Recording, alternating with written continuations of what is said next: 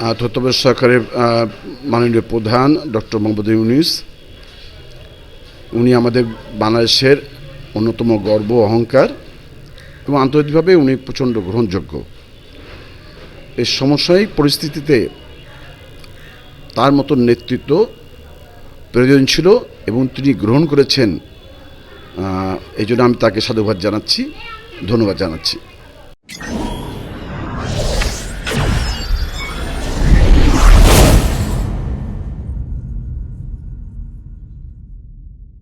দর্শক মণ্ডলী, আসসালামু আলাইকুম।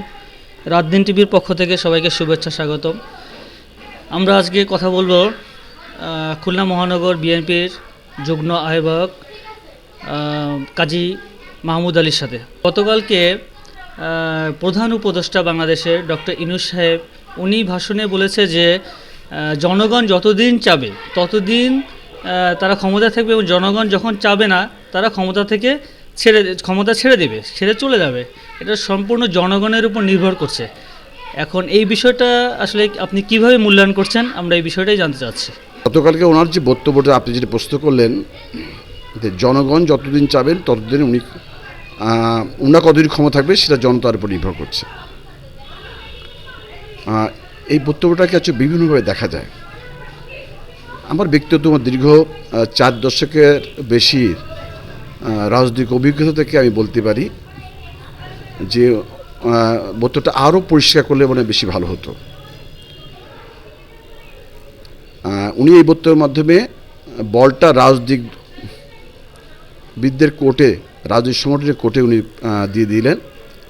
আমি ব্যক্তিগত মনে করি যে এখন বাংলাদেশের জনসাধারণের কাছে সবচেয়ে গ্রহণযোগ্য এবং জনপ্রিয় রাজনৈতিক দল হচ্ছে বিএনপি। আমার ব্যক্তিগত অভিমত, বিএনপির উচিত এখন সকল রাজনৈতিক বাংলাদেশের জাতীয় বিশ্বাসী সকল রাজনৈতিক শক্তির সাথে আলোচনা করে একটি নির্বাচনী রোডম্যাপ ঘোষণা করা উচিত। কারণ হচ্ছে বাংলাদেশে প্রতিক্ষণে বিভিন্ন রাজনৈতিক পরিস্থিতি উদ্ভব হচ্ছে, বিভিন্ন পরিস্থিতি উদ্ভব যেগুলো একটি কেয়ারটেকার সরকার বা তত্ত্বাবধায়ক সরকারের পক্ষে এগুলো মোকাবেলা করা সত্যিই সম্ভব না। পৃথিবীর কোথাও রাষ্ট্রের আমূল সংস্কারের পরিবর্তন এবং উন্নয়ন নির্বাচিত গণতান্ত্রিক সরকার ছাড়া সম্ভব হয় নাই। অন্তর্বর্তী সরকার বা তত্ত্বাবধায়ক সরকার যখনই এই ধরনের উদ্যোগ নিতে গেছে, তাদের আন্তরিকতার অভাব না থাকলেও তারা এটা সমাধান করতে পারেনি। বাংলাদেশের এর অতীত আছে এবং আমাদের পার্শ্ববর্তী দেশ পাকিস্তান, নেপালও একই অবস্থার সৃষ্টি হয়েছিল। এবং এই ধরনের উদাহরণ কিন্তু ফরাসি বিপ্লবের পর এবং জার্মানিতে দ্বিতীয় বিশ্বযুদ্ধের পর কিন্তু এই ধরনের পরিস্থিতি তৈরি হয়েছিল। সেসব সরকারগুলো দ্রুত নির্বাচন দিয়ে রাজনৈতিক শক্তির কাছে ক্ষমতা হস্তান্তর করেছিল। রাষ্ট্রের যে সমস্যা বিরাজ করছে এবং নিত্য নতুন যে পরিস্থিতি আবির্ভাব হচ্ছে, এটা নির্বাচিত গণতান্ত্রিক সরকার ছাড়া এটা সমাধান করা সত্যিই সম্ভব না। আর ছাত্র জনতার যে বিপ্লব আমাদের সন্তানরা যেটা করেছে এবং আমাদের যে অংশগ্রহণ ছিল, এই সম্মিলিত প্রতিষ্ঠায় যে 5ই আগস্টে স্বৈরাচার, ইতিহাসের সবচেয়ে কুখ্যাত স্বৈরাচারের আমরা যে পতন ঘটাতে পেরেছি, এই নেতৃত্ব নিশ্চয়ই ছাত্ররা ছিল, কিন্তু আমাদেরও অংশগ্রহণ কিন্তু অনেক বেশি ছিল। বাংলাদেশের জাতীয়বাদী শক্তির রাজনৈতিক কর্মীরা যে ত্যাগ স্বীকার করেছে, যে পরিমাণ অত্যাচারিত হয়েছে, হামলা মামলার শিকার হয়েছে, খুন হয়েছে, এই সত্যতাকে ছোট করে দেখার কোনো অবকাশ নাই।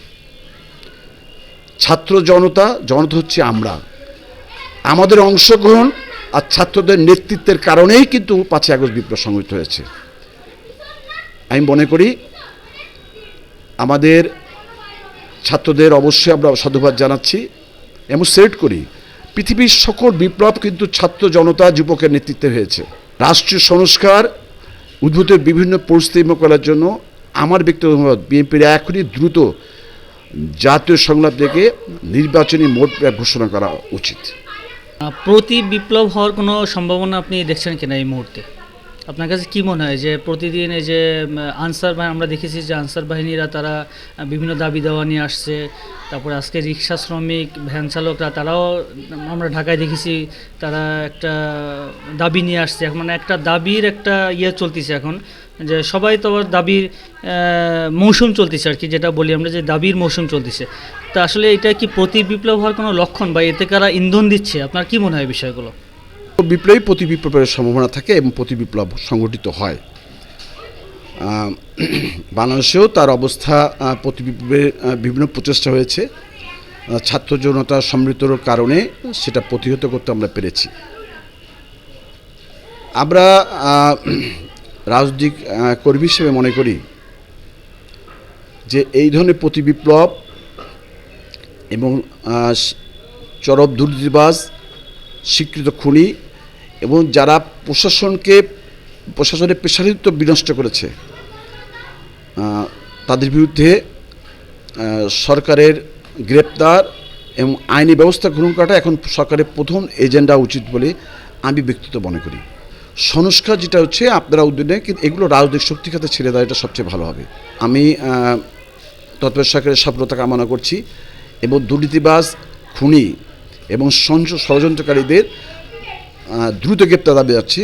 বাংলাদেশে যে পরিমাণ ষড়যন্ত্র হয়েছে, যে লুটপাট হয়েছে, যে পরিমাণ খুন হয়েছে, আমরা দেখছি যে পরিমাণে যে গ্রেপ্তার হচ্ছে তার পরিমাণ খুবই কম এবং এই এখনও গ্রেপ্তার না হওয়াটাই সন্ত্রাসীদের কাছে আমরা ভিন্ন মেসেজ যাবে। তাই তৎপর করবো এই খুনিদের দ্রুত গ্রেপ্তার করুন, প্রশাসনের বিকেন্দ্রীকরণ সহ সকল সংস্কারটা নির্বাচিত সরকারের উপরই ন্যস্ত করাটাই সবচেয়ে মঙ্গলযোগ্য হবে বলে আমি ব্যক্তিগত মনে করি।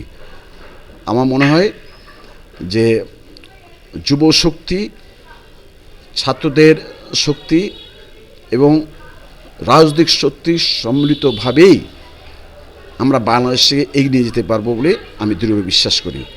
আমি আশাবাদী মানুষ। আমার বিশ্বাস বাংলাদেশে আগামী যে নির্বাচিত সরকার আসবে, এই নির্বাচিত সরকার অন্য সকল নির্বাচিত সরকার থেকে ভিন্ন রকম হবে এবং দেশনায়ক তারেক রহমান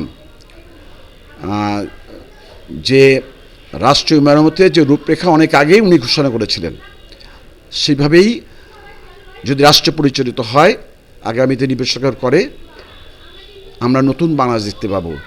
যে বাংলাদেশ শহীদ মুক্তিযোদ্ধা দেখেছিল, যে বাংলাদেশের স্বপ্ন মুক্তিযোদ্ধা দেখেছে, যে স্বপ্ন এখন ছাত্র জনতা দেখে, এই স্বপ্ন বাস্তবায়ন তখনই সম্ভব যখন দেশনায়ক তারেক রহমানের যে রাষ্ট্রীয় মেরামতের যে রূপরেখা, এই রূপরেখার